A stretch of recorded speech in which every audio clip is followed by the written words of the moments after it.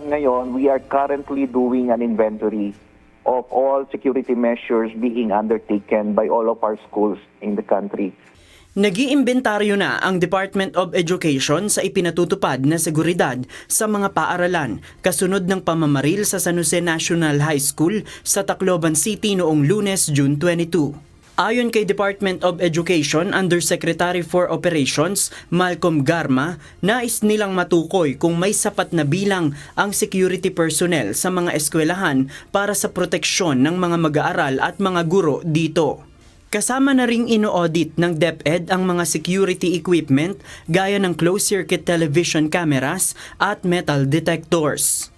Yung CCTVs natin, tinitingnan namin ilang school ba ang meron na at may kakayanan o walang kakayanan maglagay ng CCTV. At ngayon tinitignan rin namin kung may ilang schools na ba yung merong provision for metal detectors. Higit sa lahat na dapat bahagi ng security measures ang presensya ng mga pulis. Kasi malaking deterrence po yung meron pong nakikitang pulis sa paligid ng ating mga eskwelahan.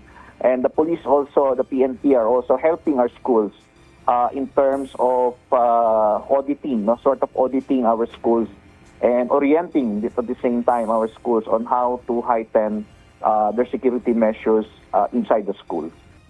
Kabilang naman sa mandato ngayon ng DepEd ang kumuha ng mas marami pang mga guidance counselors. Layon nito na tugunan ang mental health issues na pinagdadaanan ng ibang mga mag-aaral.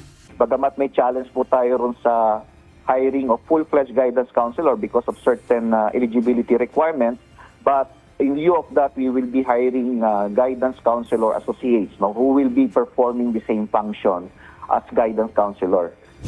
Samantala, ipinaliwanag naman ni Yusek Garma na mayroong gwardya ang San Jose National High School at nagsasagawa sila ng bag checking nang mangyari ang insidente ng pamamaril.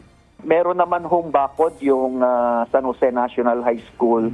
Ang problema lang ho, medyo mababa, kaya ho natalon.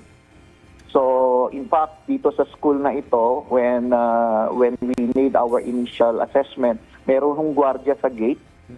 They are doing bag search, meron po silang CCTV, pero doon po dumaan sa bakod, kaya dahil mababa po, nakatalon po itong dalawang young perpetrators natin.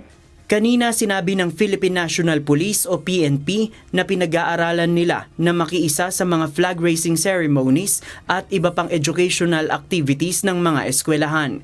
Layunin nito na mas maging ligtas ang mga campus at mapigilan ang mga krimen. Ayon sa ahensya, makikipag-ugnayan sila sa DepEd kaugnay nito. JP Nunez, UNTV, News and Rescue. Diyos ang aming sandigan, serbisyo publiko ang aming pinahahalagahan.